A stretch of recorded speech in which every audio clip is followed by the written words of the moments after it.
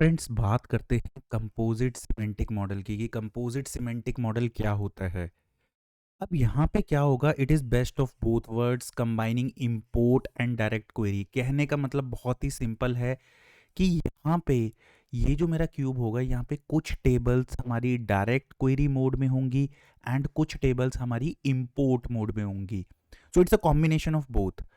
But यहाँ पे एक इम्पॉर्टेंट बात है कि यहाँ पे हमारी कुछ टेबल्स ड्यूअल मोड में भी होती हैं। ये वर्ड आपने हो सकता है ना सुना हो पहले। यहाँ पे कुछ टेबल्स हमारी ड्यूअल मोड में भी हो सकती हैं। जब हम प्रैक्टिकली देखेंगे तो मैं आपको डिटेल में बताऊंगा ड्यूअल मोड होता क्या है। बट ड्यूअल स्टोरेज मोड के अंदर जनरली क्या होता है कि जो हमारी टेबल होती है, लेट्स सपोज ये हमारी कोई डायमेंशन टेबल है, it will act as direct query in certain circumstances and in certain circumstances ये एक्ट करती है इन import मोड। तो होता क्या है कि कुछ सिनेरियोज में हमारा जो पावर क्वेरी इंजन है वो हमारे जो इंपोर्ट मोड वाला वर्जन है हमारी टेबल का, वहाँ से डेटा को फैच करा लाता है। एंड कुछ सिनेरियोज में हमारा जो सोर्स से डेटा है वहाँ से वो पिक करके लेके आता है एक्चुअल डेटा को। तो it depends on scenario to scenario. जब हम प्रैक्टिकली देखेंगे तब आपको थोड़ा डिटेल में बताऊंगा डायरेक्ट ड्यूअल मोड के बारे में। बट अभी आप हाई लेवल समझ सकते हैं, यहाँ पे हमारी टेबल बोथ इंपोर्ट और डायरेक्ट क्वेरी की तरह काम कर सकती है।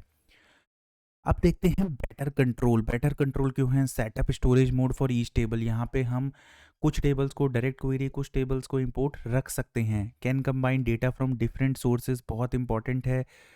Table storage mode, import, direct query, dual, ये सब मैंने आपको बता ही दिया है। तो अब एक बार हम इसको देखते हैं कि ये काम कैसे करता है। इसको एक बार पिक्टोरियली भी समझ लेते हैं। तो देखिए, ये डायग्राम आप लोगों को बहुत ज़्यादा इम्पॉर्टेंट है। ये क्या है? मेरी पावर बीआई एक रिपोर्ट है। ये मेरा एक सिमेंटिक मॉडल है।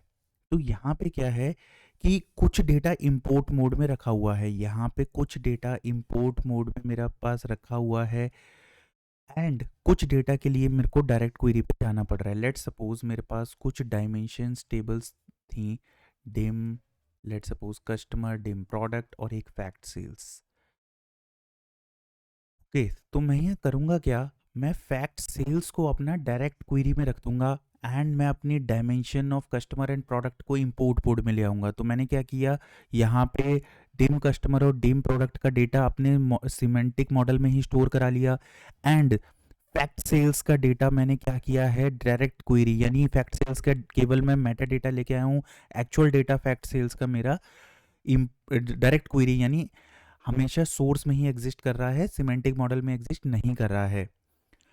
आप लोग जब देखिए, जब आप सिमेंटिक मॉडल का डायग्राम बनाएंगे वहाँ पे आप लोगों को पता नहीं चलेगा। वहाँ पे बस एक टेबल का एक व्यू होता है जहाँ से बस आप आइडेंटिफाई कर सकते हैं कि ये इंपोर्ट मोड है या डायरेक्ट क्वेरी है। पर जब एक्चुअल में आप परफॉर्मेंस पे जाएंगे तब आपको पता लगेगा कि जो इंपोर्ट मोड में क्या परफॉर्मेंस डिफरेंस आ रहा है, फैक्ट डायरेक्ट क्वेरी में क्या परफॉर्मेंस डिफरेंस आ रहा है, ड्यूअल मोड में जब टेबल्स है तो क्या परफॉर्मेंस में डिफरेंस आ रहा है। ये जब सब कुछ आप लोगों को जब एक्चुअल में डैशबोर्ड या रिपोर्ट बनाएंगे तभी जाके पता चलेगा। ऑन अ हाई लेवल बस आप देख सकते हैं कि कुछ टेबल्स इंपोर्ट में, कुछ कुछ हमारी डायरेक्ट क्वेरी में होंगी, उनके बीच में रिलेशनशिप होगा। बट डिटेल में सारे जो आपको जो चेंजेस पता लगेंगे वो तभी लगेंगे जब आप रिपोर्ट या डैशबोर्ड बनाएंगे। तो ऑन अ हाई लेवल मैं बोल सकता हूँ कंपोजिट मॉडल में क्या होगा कि कुछ टेबल्स डायरेक्ट क्वेरी में, कुछ टेबल्स इंपोर्ट मोड में, कुछ ड्यूअल मोड में हमारी एग्जिस्ट करती हैं।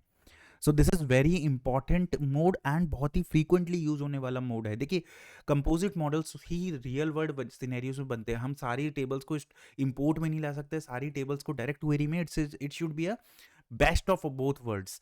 तो जैसे मैंने पहले बताया कि कुछ को इंपोर्ट मोड में, कुछ को डायरेक्ट क्वेरी में रखते हैं and that is composite model for you.